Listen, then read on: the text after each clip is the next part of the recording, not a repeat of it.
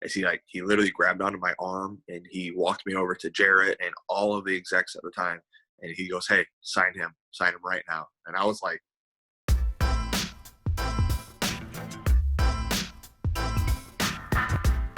Cousin Jake, or I should say a star of Dark Side of the Ring. So you were in the most recent episode of Dark Side of the Ring, which profiled the Road Warriors. How was that experience? it was awesome, man. Just the visuals they were able to pull off for the Road Warriors was really cool. Like, and just like peeking through and like watching them do it, it was just awesome. And the guys I had looked very similar. Yeah, they did. They do a great job with that, with their casting. So how did they contact you? How did that come about? Originally, a place I wrestle at in Toronto is called Superkick'd, which I think you know about. It's one of my favorite places actually, but somehow they got in contact with them because a lot of the times where Dark Side of the Ring will use an actual wrestling ring, it's Superkick's ring. Right. So they needed somebody for Brody in that first episode because the guy they originally had couldn't fulfill the duty anymore. It was something like that. So they had me, and we all kind of hit it off, and they liked me, so they just keep bringing me back. So did you end up watching the episode? What did you think? The one last night? Yeah. I haven't gotten to watch it yet because I don't have Vice, so I have to wait. Actually, that one might be on YouTube. Yeah, they're on you. Honestly, that's how I watch all mine. I don't have Vice either. So the next day, there's like 4 or 5 links on YouTube. But yeah, the episode was fantastic. I wanted to get your thoughts on that because it's such a different time in pro wrestling history compared to right now. I mean, have you ever thought of being if the locker room was the same as it was back when, the Road Warriors were doing their thing? Right. It's funny because like when I started it, I mean, it wasn't like that at all, but there was still a lot of people that were very like trying to be like that, I guess, if you could say. Because like, I started off on like the small, very, very small leagues, and there's a lot of dudes that they come up to you and ask for drugs, and now I don't even do drugs, but even then I was like, 18, and like, yeah, man, fresh out, sorry. Like, yeah. And there's actually been a few conversations where it's like, back then they were all trying to be rock stars, and nowadays we're all just like, I don't know, we're kind of just big nerds. They talk a lot about the Road Warrior pop. I'm curious, is that something you think about, and have you gotten anything, close to what you think would be a Road Warrior pop in your career? No one has. That's a next level thing, and they would get it anywhere, everywhere, and no matter how many people were there. Is that something that crosses your mind, I guess, every time you cross through the curtain or before you cross through the curtain, is how is this crowd going to react? Are they going to cheer me? Are they going to make no noise? Are they going to boo me? Does that cross your mind before you get to the ring? Only if it's a place I've never been before, and not as much now as it used to be, especially like when I first started like finding out who Jake Something was and like getting used to it. If I go to a new place, I'd be like, oh man, I wonder what's going to happen. But then like, I kind of got a feel for like, even if I'm going to a crowd that hasn't seen me before, I know that they'll know who I am because of how I carry myself, if that makes sense. Right, yeah, it does. Let's speak about that. I mean, the Road Warrior pop is history, but let's talk about some of your history. AAW, Superkick'd, and Glory Pro, which are 3 really well-known indie promotions, 3 which you have worked for. How are those promotions, how have they created who you are today as a pro wrestler? And they've all definitely done their part. I think the very first one to do the part was Superkick'd because they were the first one to really, really take that chance. And then the way that they, I guess they like booked me is the best way to say it. Like they would have things in the back of like notes that I needed to specifically do to portray who I wanted to portray. And it literally changed who I was as a wrestler. Like if I go and watch videos of like when I first started, like I don't do any of the same things. I don't walk the same. I don't talk the same. I don't move the same. I don't do the same moves. Nothing like that. So that was the first place. And then moving on to like Glory Pro and AEW, that's where I kind of started to mold all of the things I learned, but like maybe refine them. So on the indies, you go by Jake Something, Impact Wrestling, you go by Cousin Jake. Let's start with Jake Something. Can you describe to the people who don't know who Jake Something is, who he is? He's just a bad man. You just strip everything away from like what you think a prototypical wrestler is, where like flashy colors, like the cool little nicknames, this, that. You strip it all away, and he's bare bones, and he's just an in your face, like, let's get to it kind of guy. So you have a similar look to Brody. Yes. Is that done on purpose? No. No. But like I love him. And my mom was a really big fan of him and would always talk about him. But I mean, I don't know. I don't like to shave, and I always have one. So your mom was a pro wrestling fan. Yes, yeah, that's how I got into it. Oh, that's really cool. So how did she push you towards your current career now? Not even a push, man. Like literally, like my earliest memories are watching wrestling. Like we had old wrestling tapes. My mom had a bunch of pictures too, because like she would go with my grandma and like my uncle. They would all go to shows that were nearby. So they have pictures with like Ric Flair and stuff like that. Yeah, so I don't know. I've always watched it. Do you think a lot of what was done before in the wrestling ring and even before with, angles and promos can be used now? Yes and no. Like we'll never be able to get back like the mystique, because I mean even this interview, like like there's things like that. It'll never get it back. Mm-hmm. But in a way, kayfabe is dead, but in another way, it's just different. Like you look online, fans are still angry about everything, and that's in any fandom. But they're still angry about everything, so you can kind of use that and use that narrative, but you just have to push it in a different way. So there's still ways to do it. It's just a lot harder. Okay, so let's talk about Impact Wrestling. I was going through a bunch of different sites, and they had you debuting on Impact Wrestling at different times. There's 2018, 2017. Was your first match as Jake Holmes against Bobby Lashley? Yes. Okay, so I want to ask you about that because, as you know, Bobby Lashley was a flag bearer for Impact Wrestling for such a long time. And here you are, first match on television against the champion at the time, Bobby Lashley. Can you tell me what that experience was like? It was crazy because honestly, like my buddy had just signed with Impact, Idris Abraham.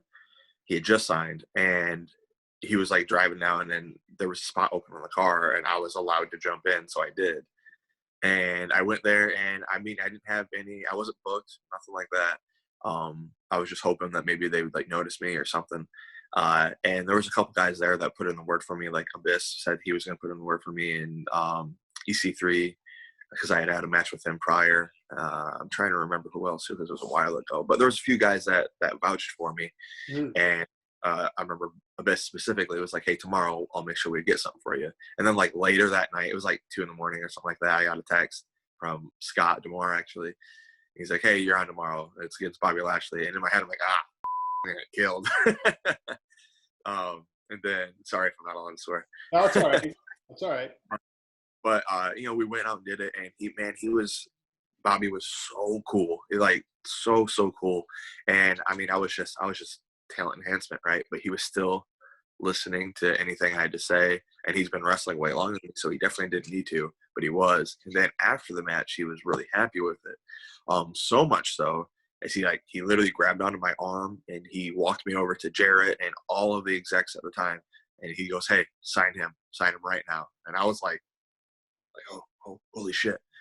And he seriously, he did that. And then I came back maybe like the next month or something like that, and he did the exact same thing. That time I actually had like 2 matches booked, but he did the exact same thing. Grabbed my arm, pulled me up to them, told them to sign me, and he was just awesome. And then like a year or so later, I was backstage at WWE, like seriously like a week or 2 before I signed with Impact.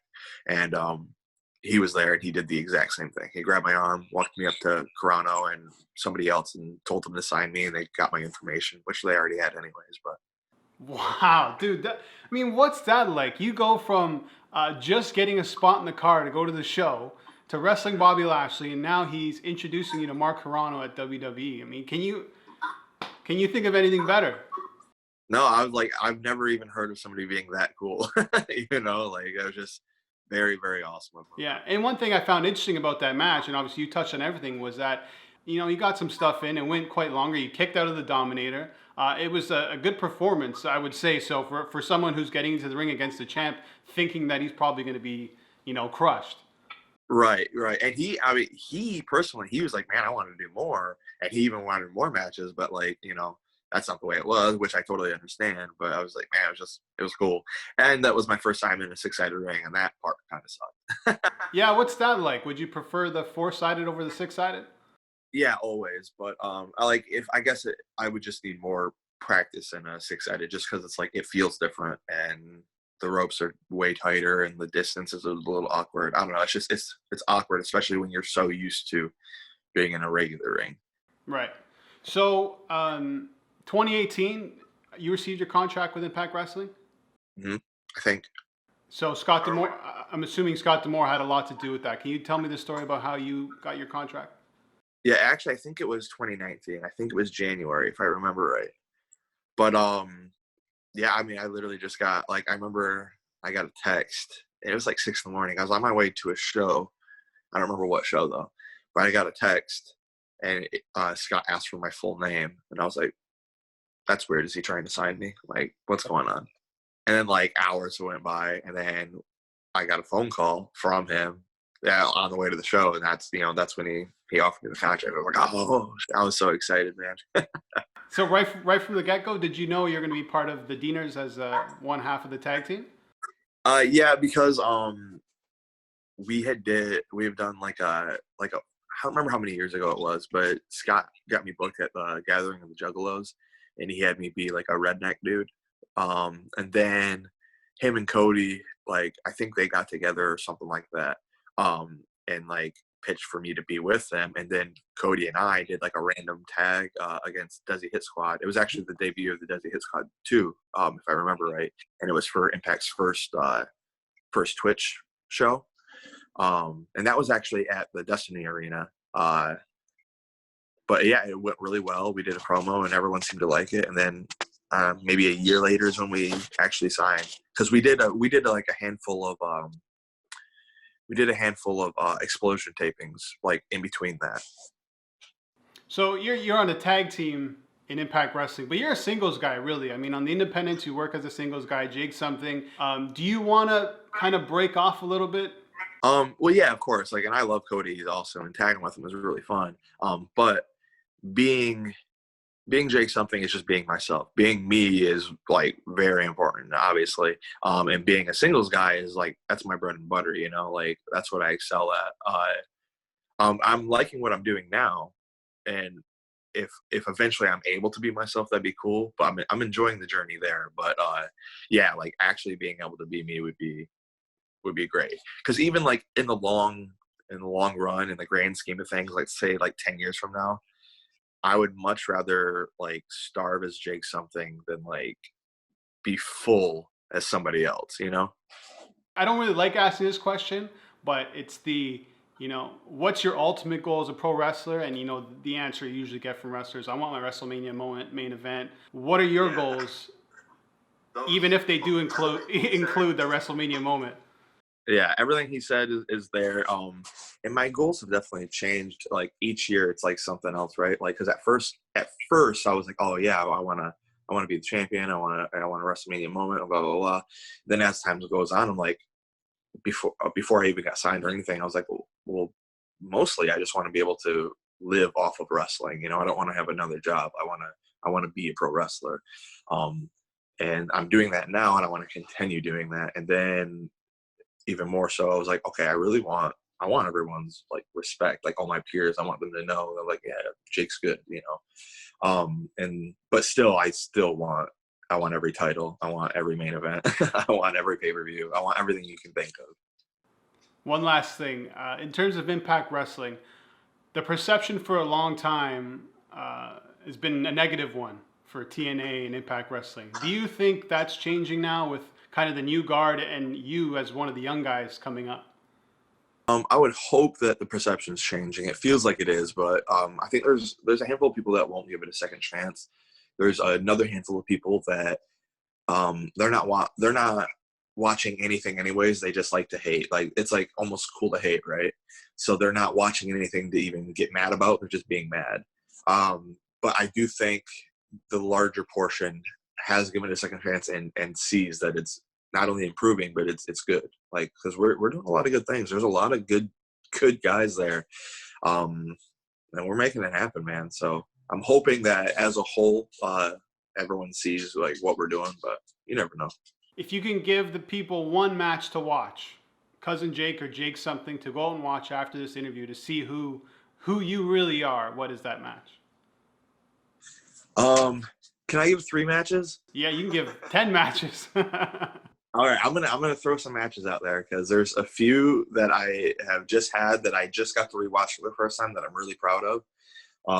One of which against David Starr at AEW. This is on YouTube. It's free, so go watch it. I think that shows who I am pretty well. Any of my matches with Hakeem Zayn, we had one at Glory Pro that was awesome. Please watch that. The most recently, I just watched me versus Josh Briggs at Beyond Wrestling and then me versus Gary J at Glory Pro. All of those are on YouTube. Or if you don't want to go to YouTube, you can go to iwtv.com. Like, my matches are there. Please Awesome. go watch. Thank you very much. It was great chatting with you. Appreciate your time. Same. Take care, brother. Yeah, later.